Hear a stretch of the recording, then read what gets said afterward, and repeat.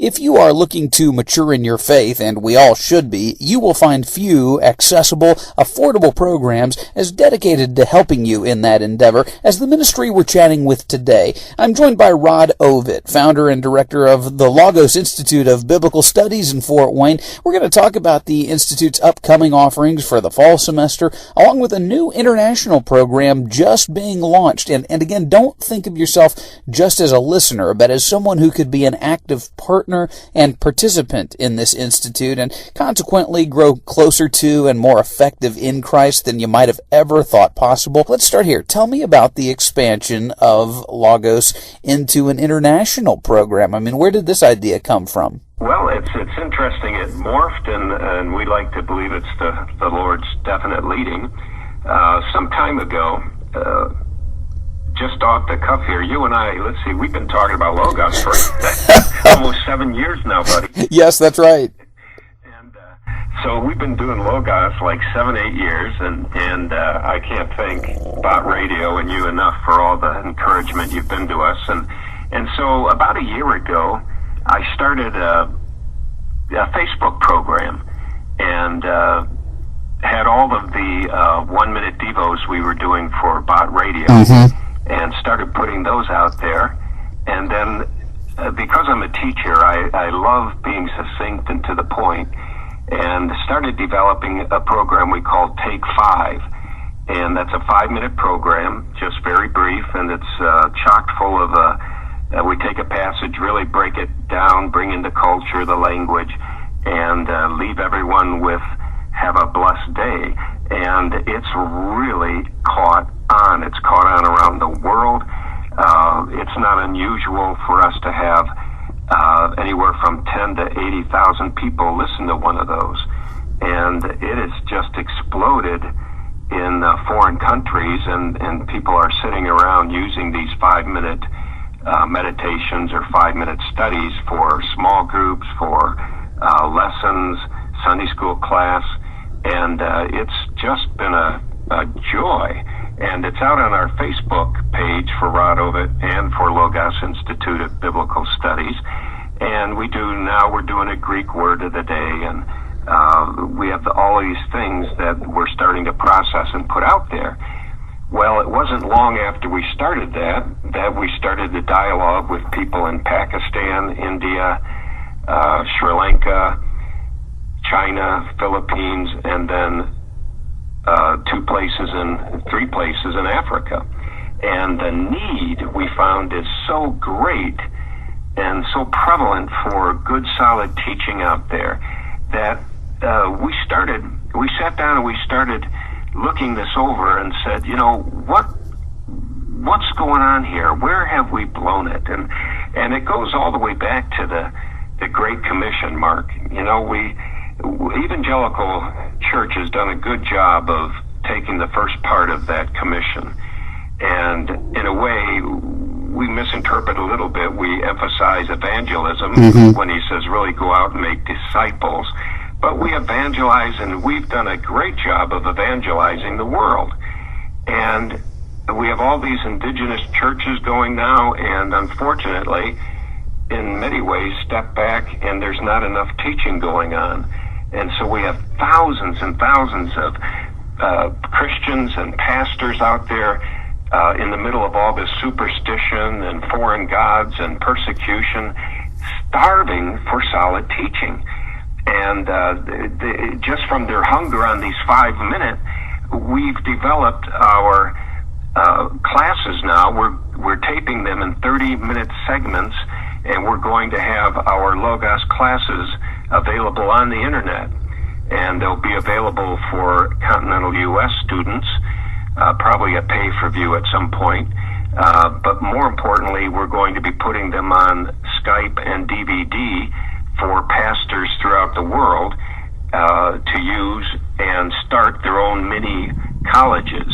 And we'll be having all of the core classes that we currently do, which would be like the Life of Christ, New Testament survey, Old Testament survey, apologetics, whatever, all the classes that we basically do now, we'll be putting out on the internet, and we'll be focused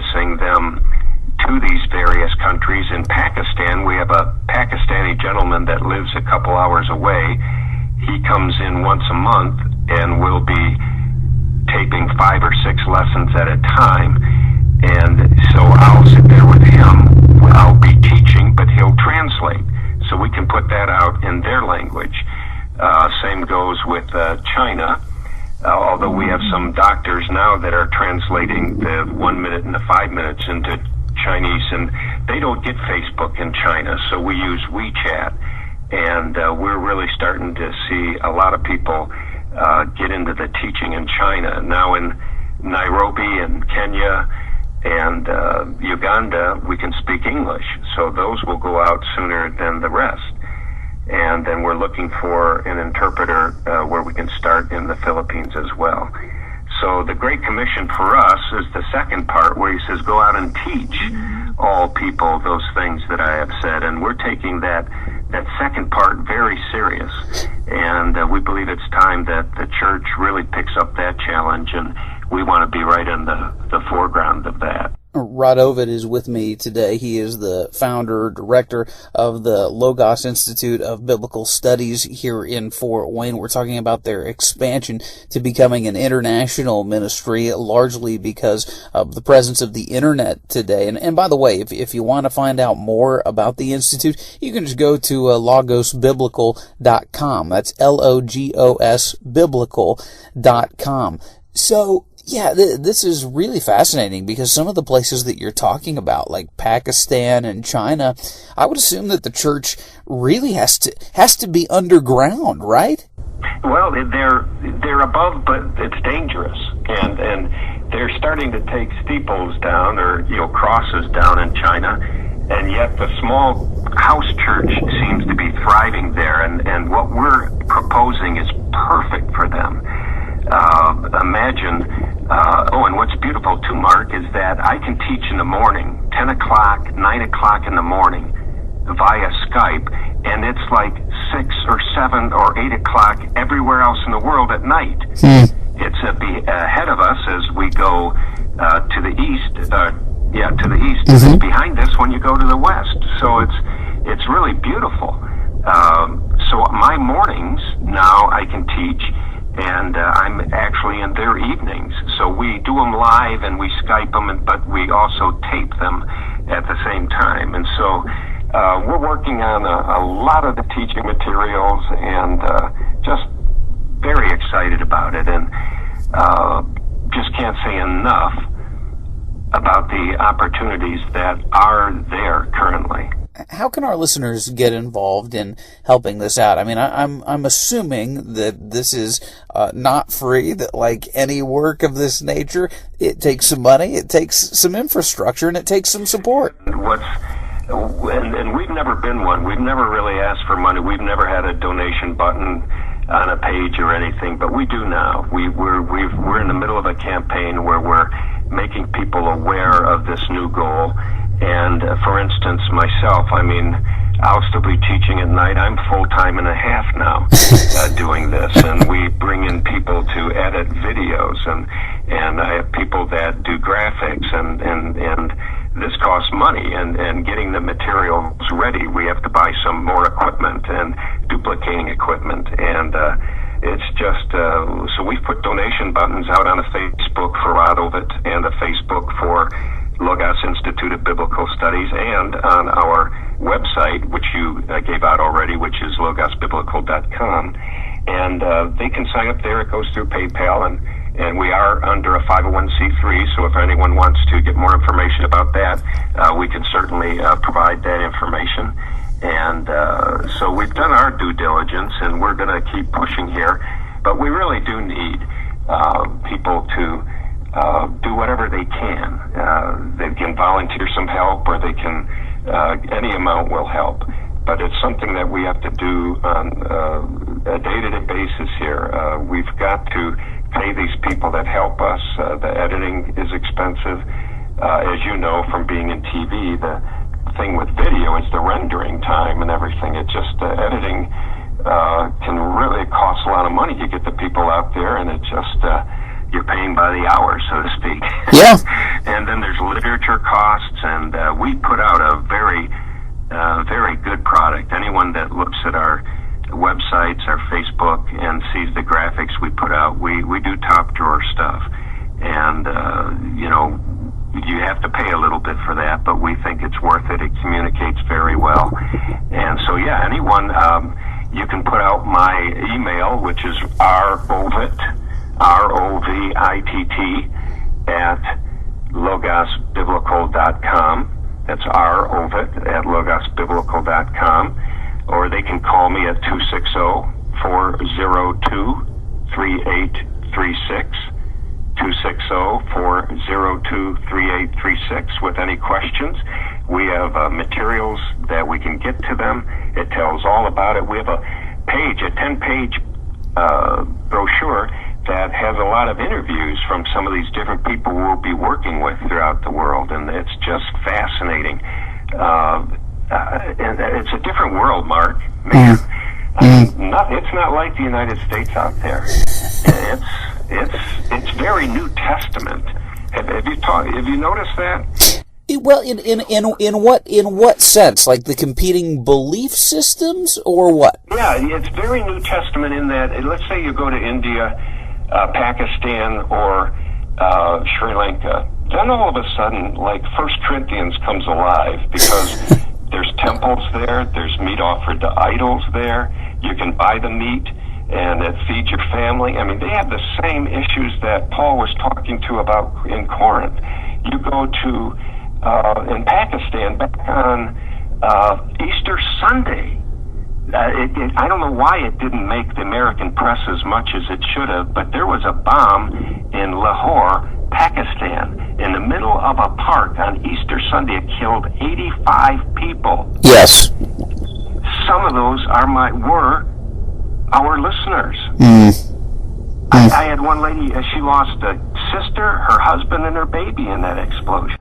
I do remember reading about that. And there's people, Christians, being dragged out of their house and beaten.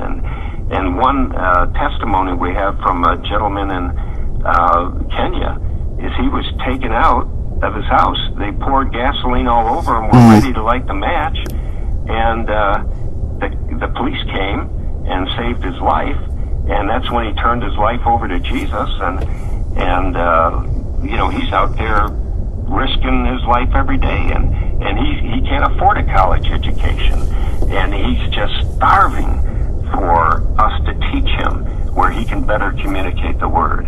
We are talking with Rod Ovitt today. You probably know Rod because of the Logos Institute of Biblical Studies in Fort Wayne, which has been going for the better part of a decade now. The reason he's with us today, at least one reason, is because he's talking about the international component of his ministry, which is just growing into places like Kenya and China and Pakistan, where, golly, there is no doubt that you have a good chance of getting persecuted for your faith. A lot of new believers over there who can be reached via the internet, and they need to mature. They need the solid food, and this is your opportunity to learn more about this, to contribute financially if you can. Again, you can get more information by going to logosbiblical.com, logosbiblical.com. You can email Rod at Ovitt, that's O-V-I-T-T, 2 T's, Ovitt at logosbiblical.com, and we'll have that information for you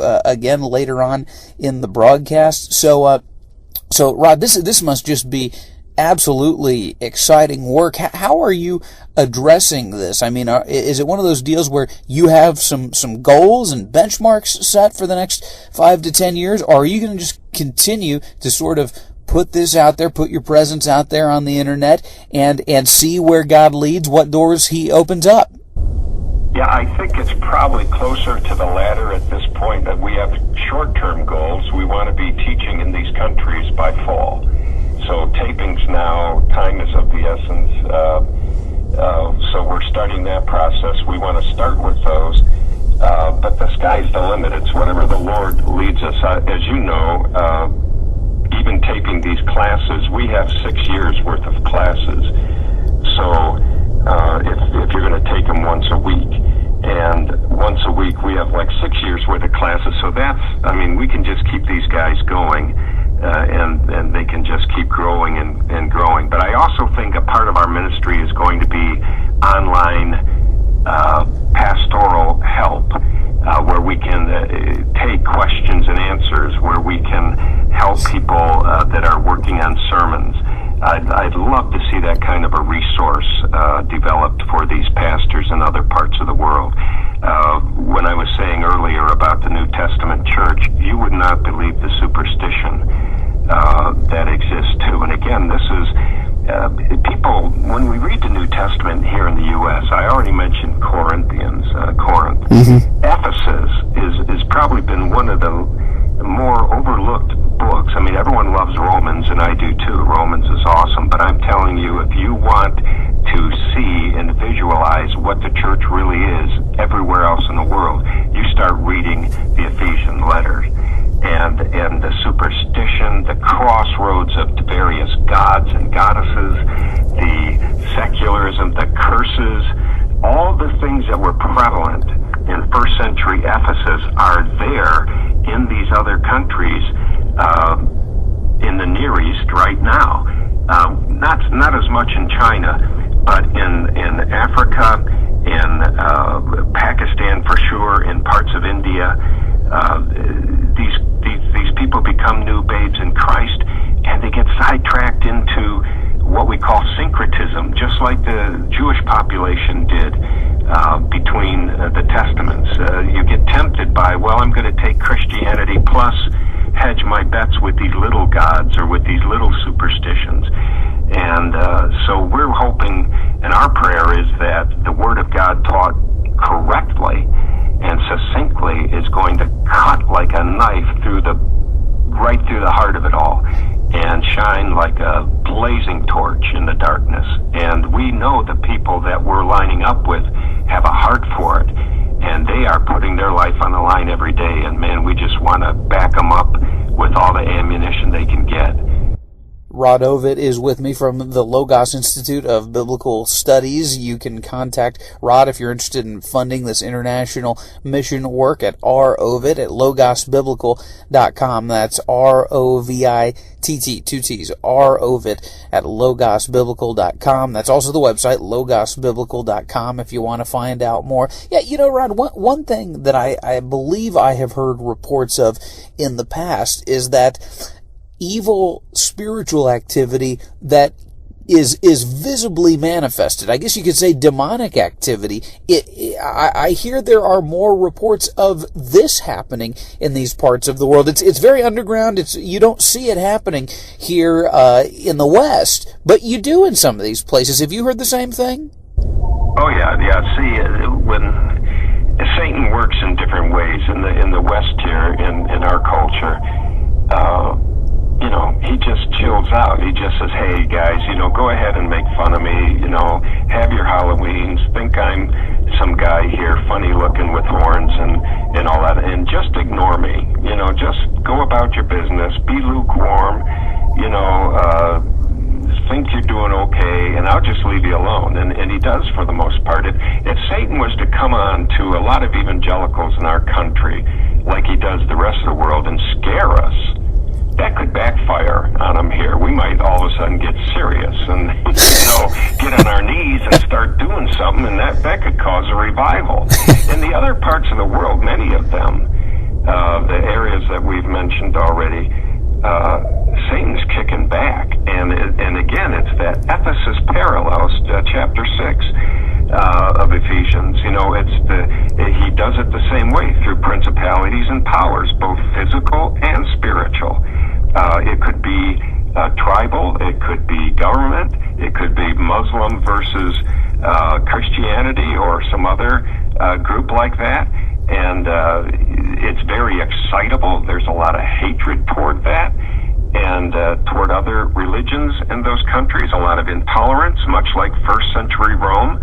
And if you don't bow down and worship their God, all of a sudden, you know, there's harm being done to people. Mm-hmm. And so that, and the like you said, the demonic influence, the channels are open over there, and anything that Satan can do to push back against the growth of Christianity, he will do. And so we have to be prayed up all the time. And one of the biggest things we teach there is the armor of God. We do a whole series on it. And we need to keep these guys equipped. But you're right, there is a big difference between the evil one's activities and war plans here in the passive West versus those that are converting to Christianity from other gods. See, that's where Satan says, hold it. I already had you by the foot. You're not getting away. And he'll hit them with illness. He'll hit them with all kinds of stuff. And so they pray differently than we do. They evoke the Holy Spirit of God to do things that are very New Testament as well. Just fascinating stuff. A few more minutes with Rod Ovitt from the Logos Institute of Biblical Studies in Fort Wayne. You know, Rod, I can envision somebody listening to this interview thinking, this is a peculiar guy with an unusual ministry. Explain your core passion. Really, it was you and your wife. I mean, I know the story, but everybody may not know the story. Explain your core passion and why you wanted to start this years ago. Yeah. It goes back to, I've been what I call an intra-church teacher for years and years. My twin brother went down the road of a pastorate. I've done some pastoring, but for the most part, I've been a teacher, and I've been a studier. I study a lot. I really pore over the scriptures. I write a lot, and so I teach. And it was at the church we were at here in Fort Wayne that it was growing in size, and yet over the last 30 years, through the efforts of trying to, I guess, be more seeker-friendly, we've really let our guard down on the teaching end of things, and so we have this illiterate, basically, church that doesn't know the scriptures like they should, and it's pronounced and it's profound. And so in my studies, I came across the two times in Israel's history when they got serious. Prior to the Babylonian exile, you could never really call Israel monotheistic. They toyed around with all the other gods all the time.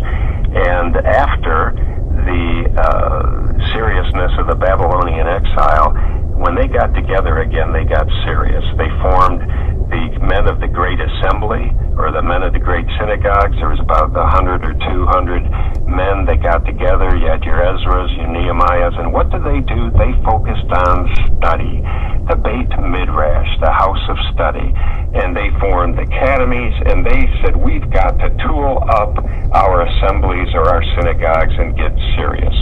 Well, you go some centuries later, things wane, and then you get the Maccabean War, when they were pushing back against the Hasmoneans, the Greeks, who came in and desecrated the temple, offering pigs on the altar, and that's when the Maccabeans revolted, and Israel revolted, and after a 3-year fight, they actually took back Jerusalem and had control of Jerusalem for the first time in 400 years, and of course that's Hanukkah today. So I always tell our students to wish every Jewish person a fantastic Hanukkah. Jesus celebrated it. They called it the Feast of Lights. And so after Hanukkah, that's when they formulated Pharisees, and they were good when they started. They formed schools, and Hillel, one of the greatest teachers that ever lived, rabbis, he said, if you cannot afford both the synagogue and the Beit Midrash, the house of study, sell the synagogue. And Hillel also said the greatest form of worship and praise is study. And I started telling my pastor, look, let's build a Beit Midrash. We've got a house on the property. Let's start a school. And things, they were going slow. And finally I said, I know how we can do this. And I went to my alma mater and taped a bunch of classes and brought them in with me. And I teach along with it. And we tape and we do all these classes live. And so we went to 5 different churches and started it, and that was, like you said, about 8 years ago, and now we're at IPFW and at the YMCAs, and we're more in the public place now than the churches. And so we're enjoying it, and we want to take this now to other countries via all the technology we have, and that's what we're talking about today. And real quickly, we have about a minute or so left. You're on break right now, but your fall semester starts up here in just a couple of months, really. So if somebody is here stateside in Fort Wayne, they can check out Logos that way and enroll in that semester as well, right? Oh, sure. They can come physically to our classes. But we have 2 locations now in Fort Wayne, one at the YMCA down in Bowser, and the other one, we just moved back to Bradley Century 21 out on DuPont at his beautiful facility there. They have a beautiful media center we use. And we might be looking at other classes, but we have those now. There's 4 classes we teach a night. They're $10 a night. They can come. It's the same as auditing a college class. And there are the live classes. And then again, we will be offering online classes this fall as well. And so people can do that stateside as a pay-per-view and, on demand. And again, all that's available through the website, and they can get hold of me any way they can on the email, set up smoke signals, we'll read.